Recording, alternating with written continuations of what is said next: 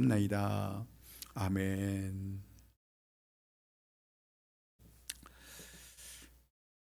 자, 이 시간에 우리 하나님의 말씀을 우리 받는 시간입니다. 자, 우리 함께 자리에 일어나셔서 하나님의 말씀이 오늘 우리에게 주시는 말씀으로 우리 수문학 강장에서 에스라 학사가 말씀을 읽을 때 온 백성들이 자리에 일어나 하나님의 말씀을 들었다. 그게 바로 우리가 말하는 수문학 광장의 부흥 사건이라고 우리 성경에 기록되어 있는데, 저희가 그런 것들을 꿈꾸면서 우리도 말씀 앞에 우리 자신이 겸손하게 일어서서 주의 말씀을 듣고 배운다 생각하시고 말씀 때는 일어나도록 하겠습니다.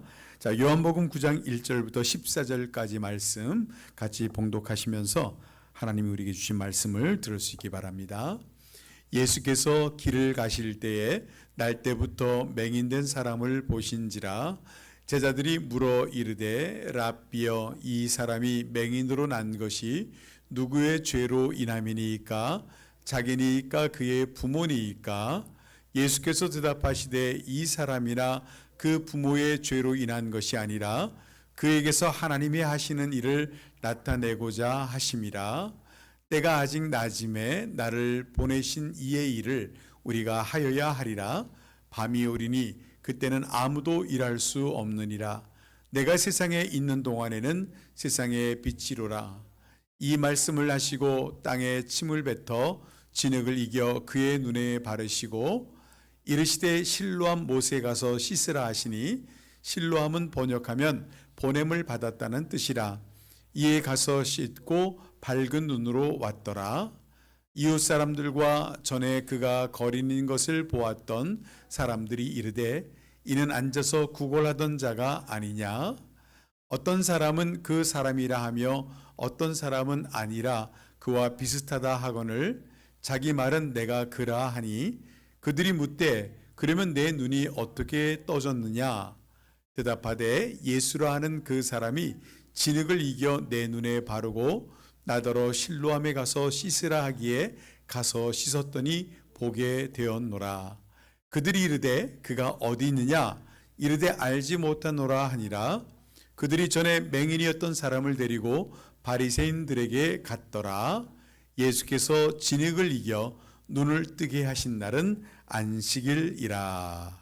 이는 하나님의 말씀입니다. 아멘. 네, 자리에 앉아주시기 바랍니다.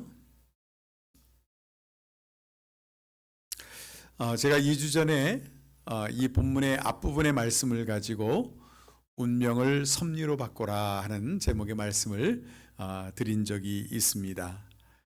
날 때부터 소경된 자, 그래서 제자들이 신기했어요. 아니 도대체 저 사람은 왜 그럴까? 저 사람의 그 비극적인 저 운명은 도대체 저 사람의 죄 때문에 그럴까? 아니면 그 부모들이 잘못해서 그럴까? 그래서 예수님께 물어본 겁니다.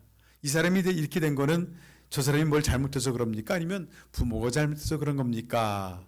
그랬더니 예수님께서 부모의 죄도 아니고 저 사람의 죄도 아니라 하나님께서 하시려고 하는 일을 나타내기 위해서 있는 일이다 라고 하면서 예수님께서 그의 눈을 뜨게 하시면서 그의 비극적인 삶이 하나님의 영광을 드러내는 아름다운 하나님의 섭리의 사건으로 바뀌어진 것이 바로 오늘의 본문의 말씀입니다. 자, 그런데 오늘 이 소경이 눈을 뜨는 기적을 경험했던 그 사건, 하나님의 영광을 드러냈던 그 사건에 굉장히 중요한 한 장소가 하나 나오게 되죠. 그 소경을 예수님께서 실로암 연못에 가서 씻어라 라고 해서 거기서 씻고 나니까 눈이 띄어지게 됐다. 자, 그래서 오늘은 여러분과 함께 제가 여러분을 오늘은 실로암 연못가로 여러분들을 제가 같이 가서 안내해서 거기서 일어난 사건에 대한 의미를 다른 의미로 한번 생각해 보려고 합니다. 제가 오늘 실로암에 대한 이야기를 하는 이유는 제가 감남교회를 부임하면서 계속적으로 저의 관심은 우리 교회는 어떤 교회여야 할까? 어떻게 하나님이 기뻐하는 교회가 될까? 계속해서 묵상하고 기도하고 생각하고 있습니다. 물론 교회는 어떠해야 하느냐라고 할 때 성경적으로나 아니면 신학적으로 많이 질문도 하고 많은 답을 가지고 있습니다. 그러나 또 우리 현실적인 우리 교회를 생각해 보면은 좀 우리 실질적으로 그럼 교회는 구체적으로 어떻게 해야 되는가에 대한 답은 조금은 다른 모습을 가질 수도 있을 겁니다.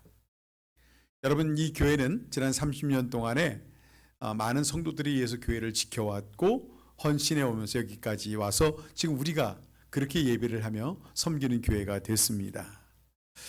여러분, 우리 한국 역사에 보면은 굉장히 기가 막힌 여러 가지 선교 초기의 이야기들이 많이 담겨져 있는데 이런 일이 하나 있었습니다. 어느 날 한국에 와서 우리 조선 말이죠. 한국이 아주 어려울 때 그때 미국 선교사가 우리 조선 땅에 와가지고 선교를 해서 예수를 믿게 하는 일이 있었는데 그때 미국 한 선교사가 평양 근처에 조그마한 시골 동네에 전도하러 갔다가 굉장히 이상한 장면을 하나 봤어요. 가만히 보니까 농사 짓기 위해서 밭을 갈아엎고 일항을 만들고 그러는데 보통은 이제 우리 사진 한번 보실래요?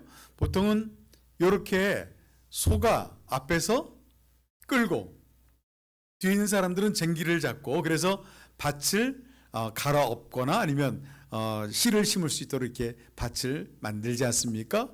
그런데 그게 흔히 봤던 한국의 조선의 농촌 풍경이었는데 이날은 소가 없고 웬 아버지 같은 사람이 몸에다가 끈을 묶어 가지고 소를 대신해서 앞에서 끌고 가고요. 아들 같은 젊은 아이가 뒤에서 쟁기를 잡고 밭을 일구는 장면을 보았어요. 굉장히 특이한 장면이었어요. 그래서 농사하는 그 사람에 가서 물어봤죠. 아니, 어떻게 소가 안 끌고 힘들게 당신이 그거를 끌고 있느냐고. 그랬더니 그분이 하는 이야기가 나도 당신과 같은 선교사님에 의해서 내가 예수를 들었고 내가 하나님을 믿고 예수를 믿는 사람이 됐습니다. 그리고 내가 다니는 교회가 있는데 그 교회가 작은데 또 비도 새고 막 그래서 교회를 건축하기로 했습니다.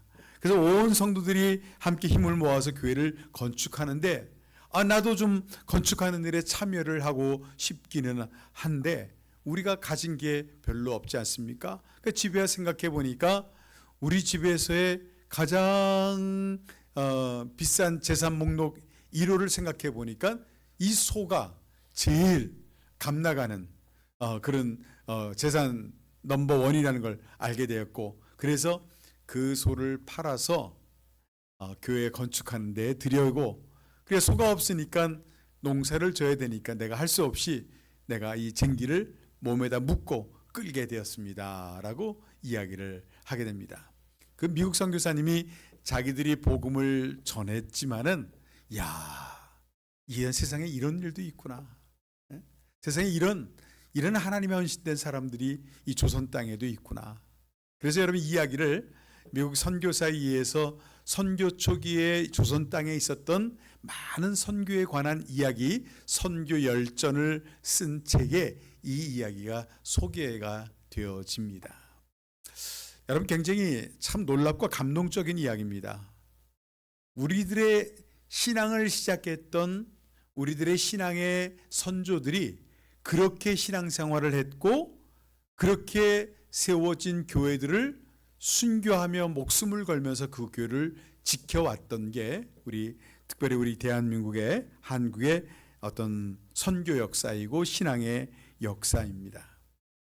앞서 그런 헌신을 통해서 만들어진 교회를 지금 저희들에게도 전해줬고 우리 감담교회도 지난 30년 동안 여러분들의 그런 헌신과 여러분의 선배들이 그렇게 이 교회를 지켜왔고 교회를 헌신해 왔었습니다. 그래서 책임이 느껴집니다. 여기까지 오는 과정이 우리 감남교회 역사만 하더라도 저 밀라니부터 시작해서 펜사콜라부터 해서 여기까지 오는 여러 과정을 거치면서 거기 얼마나 많은 눈물과 헌신들이 담겨졌을까. 그렇다면 이 귀한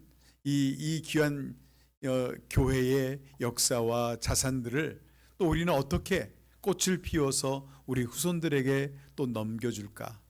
저도 굉장히 그 부분에 대한 책임과 또 막중한 의무를 느껴지게 됩니다. 그래서 저는 그런 의미로 본다면은 어쨌든 하나님께서 부르신 이 부르심의 이 시간 동안에 어떻게 우리 감람교회가 하나님의 기뻐하는 교회로서 이 교회를 세워져 갈 것인가에 대해서 계속해서 질문하며 그 답을 찾아가게 됩니다. 자, 그러던 중에 제가 2주 전에 운명을 섭리로 바꿔라 라고 하는 이 말씀을 나누면서 실로암 연못에 대해서 좀 생각해 보니까 어쩌면은 실로암 연못가에서 일어났던 사건이 우리 교회에서 그대로 일어났으면 좋겠구나. 바꿔 얘기해 보면은 교회는 실로암 연못가에서 일어났던 사건이 일어난 것이 교회다라는 생각을 말씀을 통해서 해보게 됐어요. 가만히 생각해 보니까 맞아, 교회는 이런 곳이지 라고 하는 생각을 가지면서 오늘 이 말씀을 여러분과 함께 준비하게 되었습니다. 예수님이 날 때부터 소경된 사람, 그 눈을 치유하기 위해서 눈에 진흙을 바르고 그리고 실로암에 그를 보내서 그 물에 씻었더니 눈이 띄어지면서 눈을 볼 수 있게 됩니다. 자, 실로암이라는 뜻은 보냄을 받았다라는 뜻이에요. 누구든지 이 교회에 보냄을 받은 사람들에게 실로암 연못가에서 일어났던 눈이 띄어지는 사건, 이게 여러분 교회가 해야 될 일이고 교회에서 반드시 이루어져야 되는 그런 일들입니다. 그래서 저는 이 실로암 연못가를 실로암 교회라고 하는 이름을 붙여보면서 우리 감람교회라고 하는 어떤 물리적인 이름이 있지만은 영적으로 보면은 우리 감람교회가 이 실로암 교회와 같아야 되겠다라는 생각을 해보게 되는 것입니다. 어떤 사람에 의해서 오든지 간에 누구에 의해서 오든지 간에 이곳으로 보내진 사람들은 이 교회를 출입하면서 눈이 떠져야 됩니다. 그러면 여러분, 여기 다 눈 뜬 사람은 있는데 왜 또 무슨 눈을 또 뜨라 그러는 건가? 여러분, 제가 말하는 것은 우리 육신의 눈을 말하는 것이 아닙니다. 우리 영적인 눈이 좀 띄어지기를 바라는 거죠. 여러분, 이 교회를 통해서 여러분들의 영적인 눈이 띄어지지 아니하면은 여러분, 이 교회는 여러분들에게 줄 수 있는 게 아무것도 없습니다. 그냥 여러분들의 취미 생활일 뿐일 겁니다. 이 교회를 출입하면서 여러분들의 영안이 열려지고 영적인 가치를 볼 수 있는 눈이 열려지지 아니하면은 여러분, 이 교회를 여러분은 다닐 이유가 하나도 없습니다.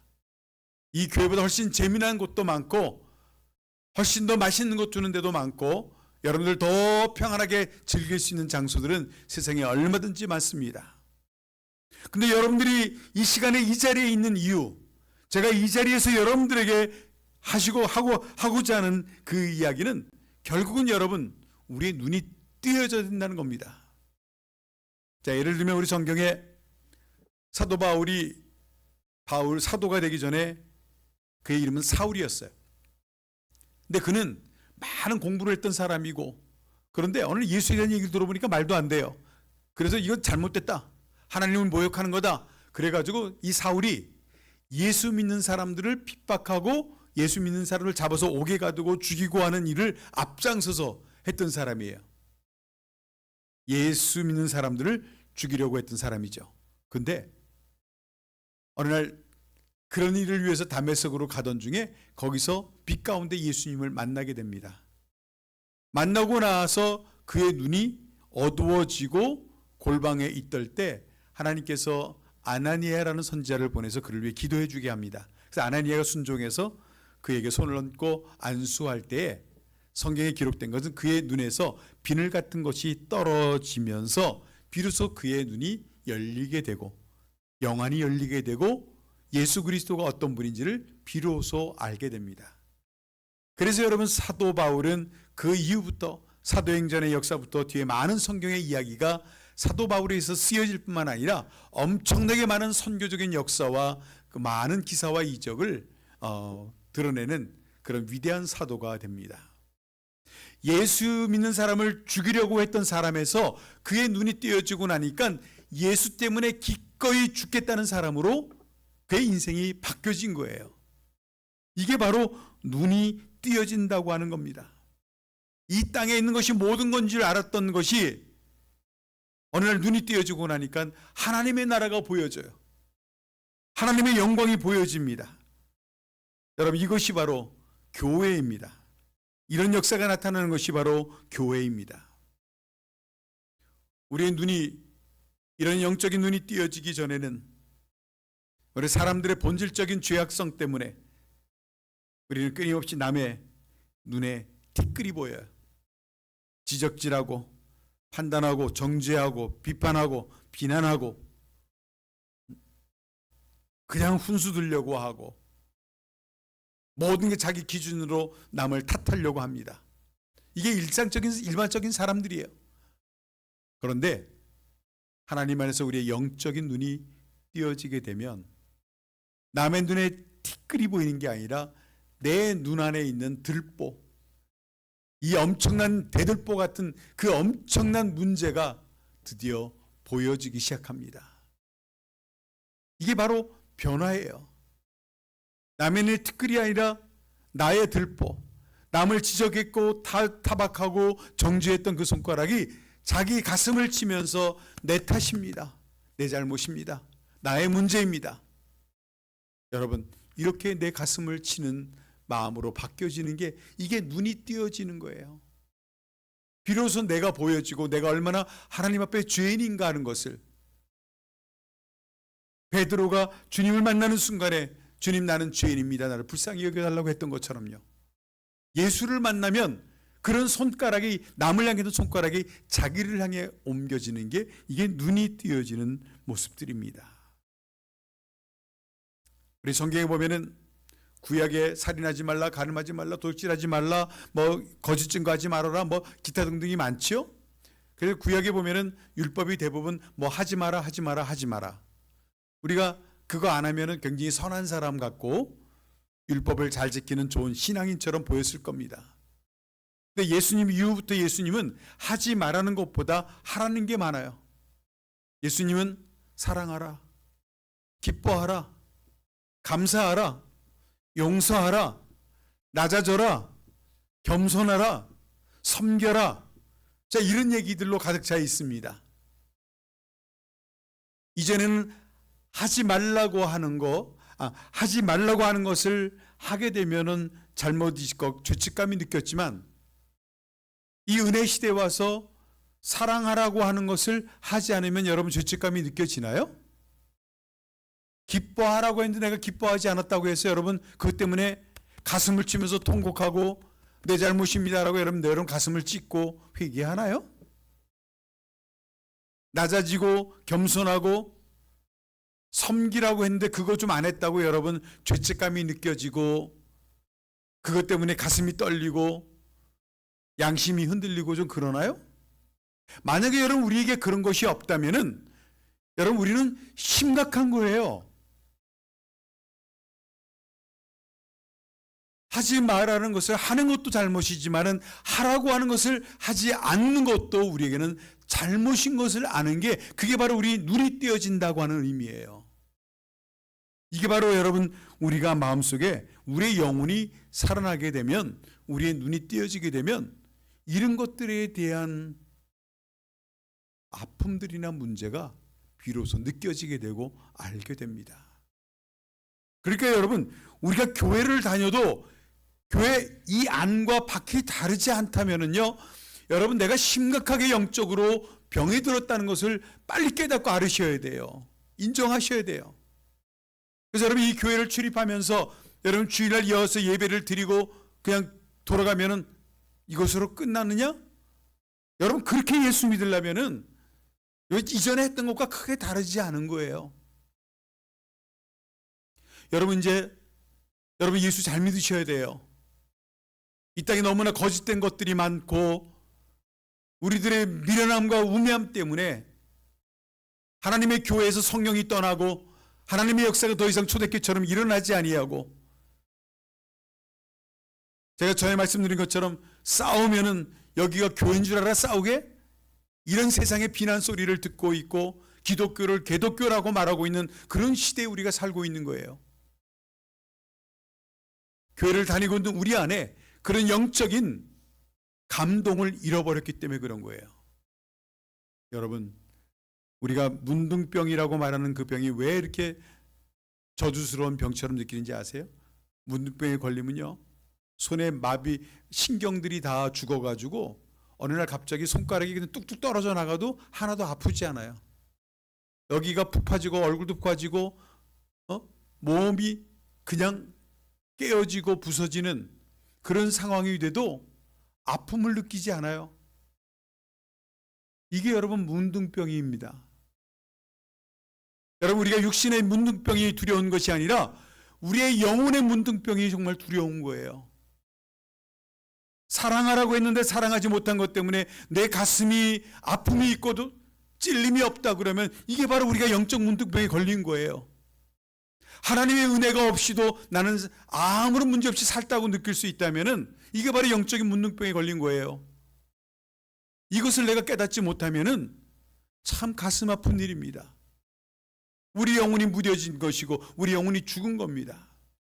여러분, 이 교회가 실로암 교회가 되어야 되는 것은 실로암에서 눈을 뜨듯이 우리의 그런 영혼의 눈이 띄어짐을 통해서 우리가 그동안에 볼 수 없던 것들을 보게 되고 죽었던 영혼의 감각들이 살아나게 되고 이 땅을 바라봤던 눈이 하나님의 나라의 영원함을 바라볼 수 있는 그 눈이 열려지는 곳이 바로 우리의 눈이 띄어진다는 것을 말하는 것이고요.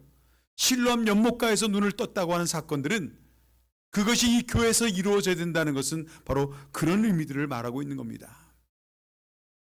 여러분, 세리 삭개오를 기억하시나요?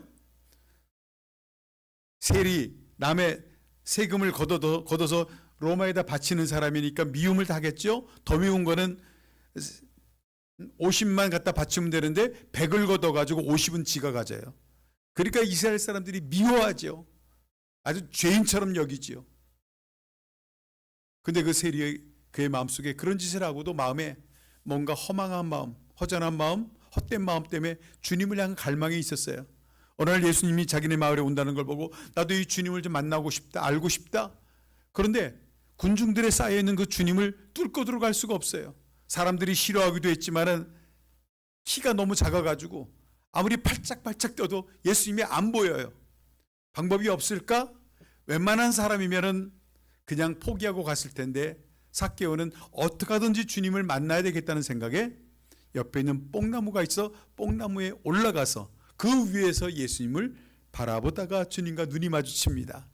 근데 주님은 삭개오의 열망을 알았었어요. 사람들을 물리치고 뽕나무로 와서 삭개오를 향해 내가 오늘 너의 집에 가야 되겠다.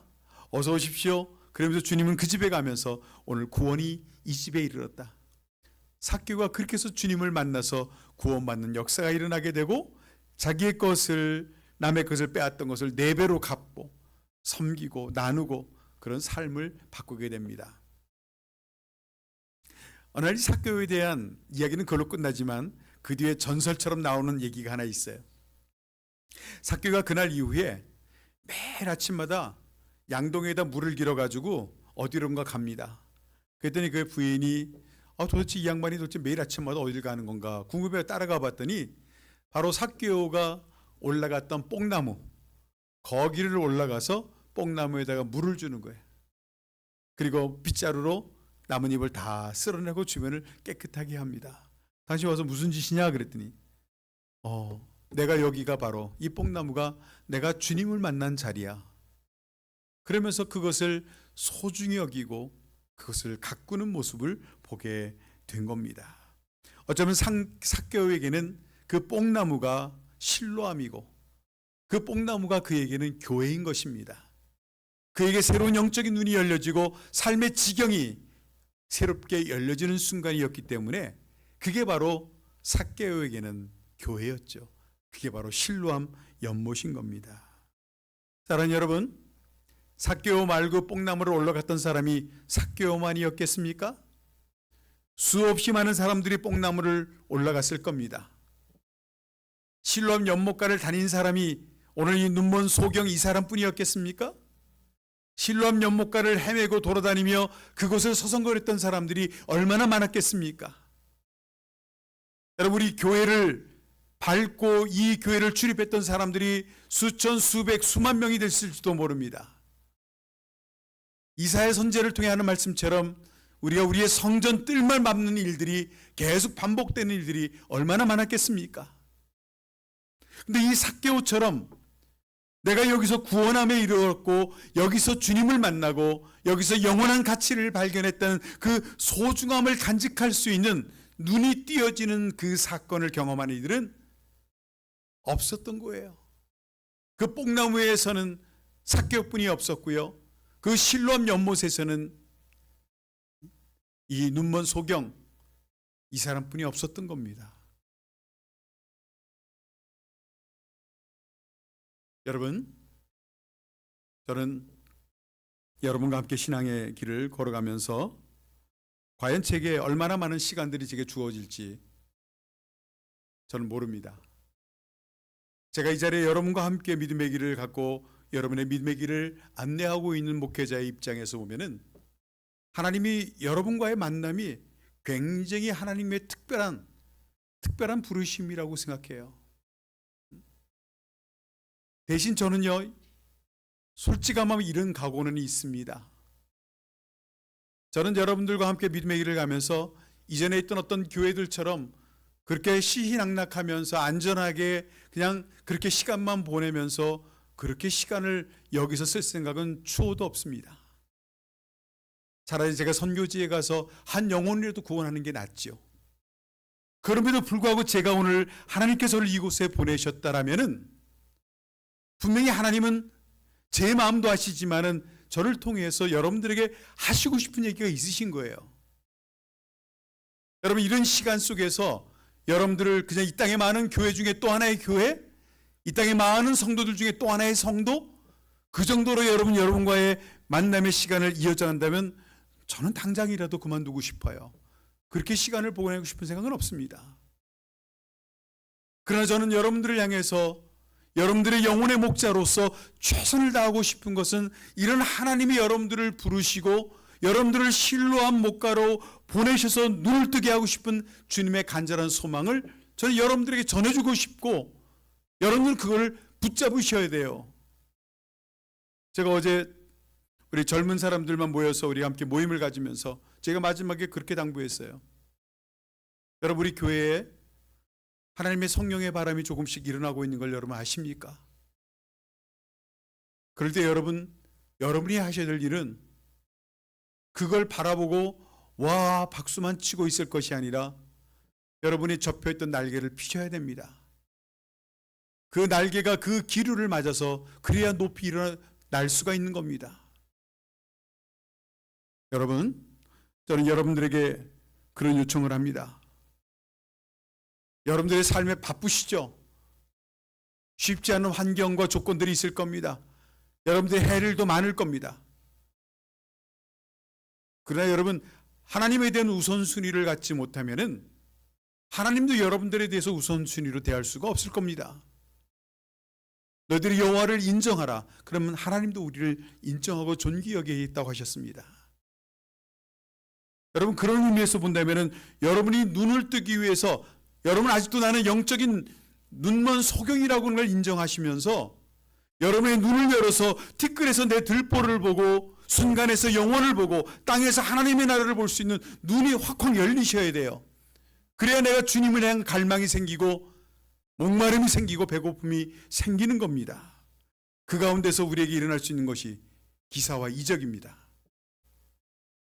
여러분, 우리 초대교회 때 일어났던 그 엄청난 기사와 이적들이 이 성경 속에 가득 차 있는 기사와 이적들이 왜 현대교회에서 나타나지 않느냐? 전 그게 궁금해요. 분명히 예수님께서는 너희들이 내 이름으로 기도할 때, 내 이름으로 행할 때마다 내가 했던 것 너희들에게 똑같이 일어날 것뿐만 아니라 성령이 오시게 되면 내가 했던 것보다 더 큰 일들이 일어날 것이라고 말씀하셨거든요. 하나님의 주님의 약속이었습니다. 근데 왜 우리 교회는, 왜 현대교회는 그런 일들이 사라져 버렸을까? 저는 이게 굉장히 궁금해요. 그래서 저는 여러분과 함께 그것을 도전해 보려고 하는 거예요.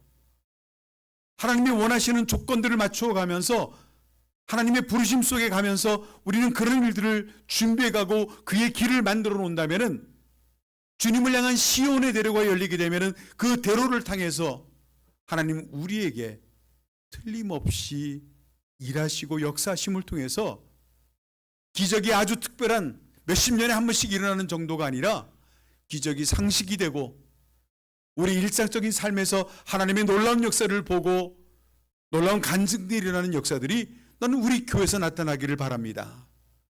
여러분 그런 걸 간절히 원하십니까? 별로 원하지 않으시나요?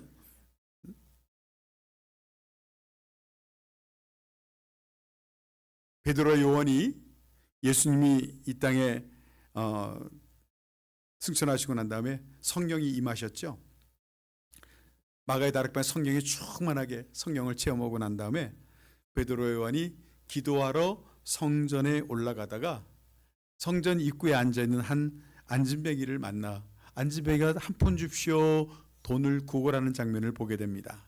그때 베드로가 그 안진뱅이 거지를 향해서 은과 금은 내게 없지만 내가 나사렛 예수의 이름으로 명하노니 너는 일어나 걸어라 라고 말하니까 그 안진뱅이가 일어나 걷고 뛰고 달리며 하나님을 찬양하는 장면들이 나옵니다.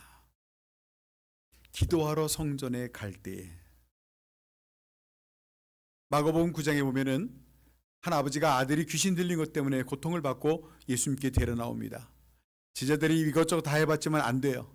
예수님이 그를 귀신을 쫓아내 줍니다. 그랬더니 제자들이 예수님에게 물어봅니다. 선생님, 왜 우리는 안 됩니까? 예수님 말씀하시죠.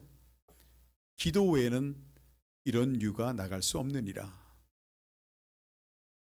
여러분, 하나님께서 솔로몬이 성전을 건축하고 난 다음에 그 성전에 대해서 하나님이 하시는 축복과 약속의 말씀은 그런 겁니다. 이곳에서 하는 기도에 내가 눈을 들고 귀를 기울이시겠다고 했습니다. 내 눈과 내 마음이 항상 여기에 있겠다고 했습니다. 여러분, 제가 이 교회만 나오라는 것은 아닙니다. 이 교회도 성전이고 여러분의 골방도 성전이고 여러분의 화장실도 성전일 것이고 여러분들이 타고 가는 차에서도 하나님을 향해서 마음을 열고 기도할 수만 있다면 그것이 성전입니다. 주님이 우리에게 분명히 말씀하신 것은 내 아버지의 집은 뭐 하는 집이라고요? 기도하는 집이라고. 만민이 기도하는 집이라고요. 하나님의 성전은 기도하는 곳입니다. 기도함을 통해서 하나님의 예비되신 은혜를 우리가 누리는 것이고 하나님과 교제하는 것이고 기도함을 통해서 하나님의 성령이 역사할 수 있도록 하나님의 마음을 여는 곳이 교회이고 그렇게 해서 그런 자리에 있는 사람들 가운데 하나님은 각자에게 필요한 일들을 행하시는 곳이 교회이고 그런 경험이 있어야 되는 것이 교회입니다. 이런 것 말고 여러분 교회에 원하는 것이 있다면 여러분 감남교회 올 필요 없어요. 그것보다 훨씬 더 좋은 환경과 좋은 예배 청소와 아주 맛있는 음식이 준비된 곳도 많을 거고요. 잘 짜여진 프로그램이 있는 교회도 많을 겁니다. 훨씬 더 멋진 사람들이 많은 곳도 있을 수 있을 겁니다. 그러나 여러분, 제가 이 감남교회에 대해서 가지고 있는 꿈과 비전은 제가 섬기는 동안 반드시 저도 제 인생에서 꼭 경험해 보고 싶은 것들은 우리가 하나님을 기쁘시게 하면은 하나님께서 우리에게 어떻게 일하시는지를 저는 반드시 보고 싶은 거예요. 저 혼자만이 아니라 여러분과 함께 그것을 보고 싶은 거예요. 여러분과 함께 그 일들을 반드시 이루고 싶어요. 저는요, 여러분들이 저와 만나는 것이 여러분들의 큰 복이었으면 좋겠어요. 왜냐하면 저는 이미 하나님께로부터 받은 복이 많은 사람인데 제 복의 완성은 제가 복의 근원이 되는 겁니다. 여러분들의 인생에서 저와 함께 만나서 하나님에 대한 갈망을 함께 표현하며 함께 기도하며 함께 부르짖으며 하나님께 영혼을 위해서 우리가 섬기고 선교하는 그 과정을 통해서 우리 모두가 하나님을 이전에 알지 못했던 하나님의 놀라운 역사를 새롭게 경험할 수만 있다면 저는 정말 그 일을 하고 싶은 거예요. 때를 따라 돕는 은혜를 얻기 위하여 하나님의 보좌 앞으로 담대히 나아가라. 여러분 중에 하나님의 은혜가 필요 없는 분이 계신가요? 하나님의 은혜 없이 살 수 있다고 장담하십니까? 하나님의 은혜가 주는 그 깊이와 그 감사함에 대한 의미가 여러분에게 그렇게 중요하지 않습니까? 하나님의 은혜가 꼭 있어야 살겠다고 하는 그 절실한 마음이 있으면 누구든지 하나님의 은혜의 보좌 앞으로 담대히 나아오라고 하나님은 초청해 주시잖아요. 너는 내게 부르짖으라. 내가 그거 알지 못하는 그 비밀스러운 놀라운 하나님의 약속들을 내가 너희에게 이루어 줄 테니 너는 내게 부르짖으라. 하나님의 끊임없는 초청이에요. 부르심입니다. 하나님이 우리에게 뭔가를 주시고 싶어서 지금 하나님은 안달이 나 계신 거예요.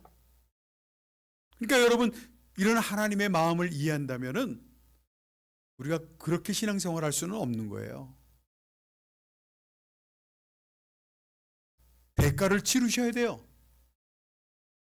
눈을 비비고 피곤하더라도 여러분 기도하는 자리에 가셔야 되고요.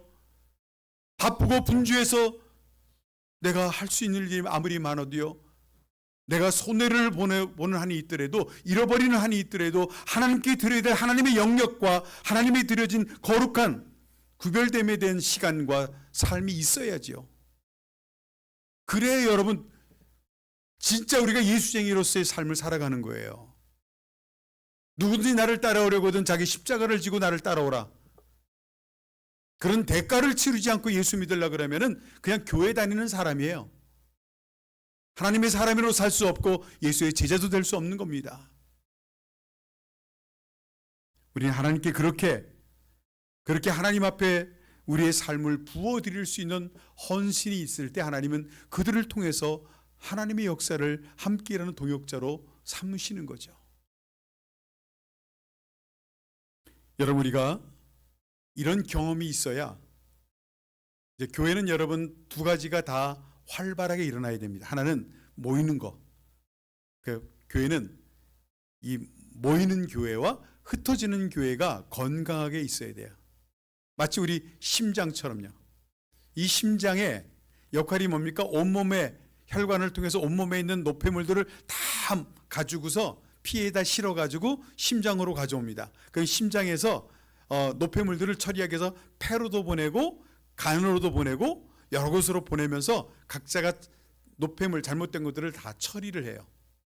그리고 나서 여기서 산소를 공급받고 새로운 영양분을 공급받고 하면서 이것을 온몸으로 다 보냅니다. 그럼 우리 몸이 건강해지는 거예요. 교회는 똑같아요. 이 심장처럼 여러 가지 문제를 가지고 오잖아요. 그럼 여기서 치환, 서로 이렇게 바꿔지는 현상이 일어나는 겁니다. 여기서 여러분 눈이 띄어지고, 여기서 치유받고, 여기서 회복이 되고, 여기서 감사가 있게 되고, 여기서 하나님의 은혜를 경험하게 되고, 그 힘을 가지고 다시금 온 몸으로 뻗어나가는 것처럼 흩어지는 거예요. 거기서 여러분, 나는 복음을 증거하고 사랑으로 섬기고 그저 사람들이 내 얼굴에 빛을 보기만 해도 기쁨을 얻는 하나님의 복의 근원이 되는 것이고 축복의 통로가 되는 게 이게 바로 그런 거예요. 근데 여러분, 우리의 이 가슴에 뭐가 있습니까? 예수님이 우리에게 주신 가장 큰 선물이 있죠. 예수님이 십자가에 죽으시면서 마지막 그분이 우리에게 주신 선물은 뭡니까? 우리의 죽어가고 병들었던 사망에 이르렀던 그 심장을 뽑아가지고 예수님이 십자가에서 가져가시고 당신의 가슴 속에 있는 그 예수의 심장을 우리에게 넣어주셨잖아요. 하나님은 어떤 분이셨어요? 우리 아버지십니다. 근데 예수님도 하나님은 아버지셨어요. 우리가 내 자식이 병들어 심장이 죽게 되면은 우리 심장 이식, 혹시 다른 사람 죽어서라도 빨리 내 아들 심장 바꿔주시는 게 모든 부모들의 마음일 겁니다. 남의 심장 가져와서 내 자식 살리는 거는 맞지만은 내 자식 심장을 뽑아가지고 다른 사람 살리는 거는 우리 모두가 다 싫어하고 거절합니다. 하고 싶지 않은 일이에요. 근데 하나님께서 하셨잖아요. 하나님께서 당신의 아들의 그 심장을 뽑아서 우리를 살리기 위해서 우리에게 대신 주셨잖아요. 우리가 받은 사랑의 깊이가 그런 거예요. 이 사랑의 깊이를 생각해 보면 여러분, 우리가 이렇게 살 수 없는 거죠. 이 은혜의 깊이를 알면은 우리가 이렇게 어정쩡하게 차지도 아니하고 덥지도 아니하는 그런 삶을 살 수가 없는 거예요.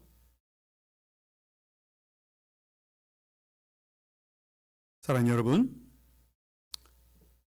저는 모든 시간과 순간들을 최선을 다해서 소중히 살고 싶어요. 저는 여러분과 함께 그런 일을 하고 싶어요. 저는 진짜 여러분들이 저를 만난 게 복이었으면 좋겠어요. 진짜예요. 저는 제가 여러분들을 향해 간절한 마음으로 선포하는 이 말씀들이 저는 여러분들이 영혼의 눈을 뜨게 하는 시간이었으면 좋겠고요. 여러분들에게 새로운 길이 보여지고 새로운 하나님의 영광이 보여지고 그 일 때문에 여러분의 인생에 놀라운 기사와 이적이 나타나고 여러분들의 삶에 대한 새로운 도전할 수 있는 용기가 생길 수만 있다면은 전 정말 기쁠 것 같아요. 정말 목회자로서 이만한 행복이 없을 것 같아요. 제가 여러분들과 첫 만나면서 분명히 말씀드렸죠. 저도 좀 이번 목회 마지막에는 저도 행복해지고 싶다고요. 지나간 목회에서 봤던 상처들이 우리 감남교회 사역을 통해서 저는 다 치유받았으면 좋겠다고. 예, 이런 역사가 나타나면 제가 너무너무 행복할 것 같아요. 여러분 어디 가서 복음을 전할 때 우리 교회 프로그램이 좋습니다. 우리 감남교회 무슨 주할 목사라는 사람이 이름도 이상하고 뭐 그런데 목소리도 그 찬양도 잘하고 막 그런데 한번 와봐. 그런 거 하지 마세요. 그냥 우리 교회 하나님의 성령이 역사하는 교회야. 여기서 우리 새로운 꿈이 생겼어. 내가 그런 자리에 내 친구를 소개하고 싶고 그 친구를 우리 교회로 초청하고 싶다고. 같이 가자. 내가 경험했던 그 은혜, 난 너한테 그것을 경험해 주고 싶어. 난 너에게 그걸 선물해 주고 싶어. 가자 친구야. 그럼 그렇게 전도하는 거예요. 사랑하는 성도 여러분, 저는 이 실로암 연못가에서 일어났던 이 사건을 통해서 바로 이런 교회에 대한 꿈을 꾸기 시작한 거예요. 그런 교회의 모습을 제가 보게 된 겁니다. 여러분 이것이 저만의 꿈이어야 하겠습니까?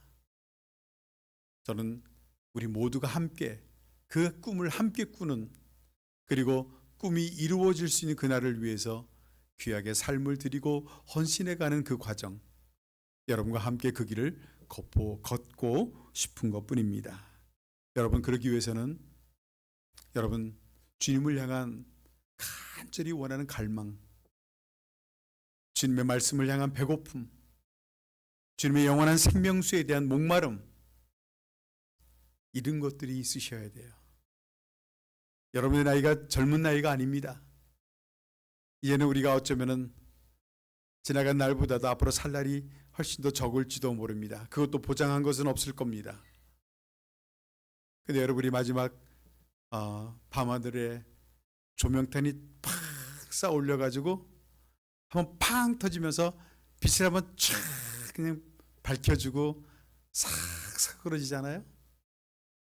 우리 인생이 여러분 그렇게 밤하늘의 조명탄처럼 주님 안에서 한번 팡 터뜨리고 조용히 주님 곁으로 갈 수 있는 그런 삶을 살 수 있다면 참 멋지고 아름다운 인생의 끝이 될 수 있다고 생각합니다.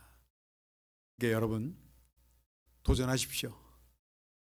어영부영 뽕나무나 오르락내리락 하지 마시고요. 실로암 연못가 서성거리지 마시고요. 과감하게 주님을 붙잡으십시오.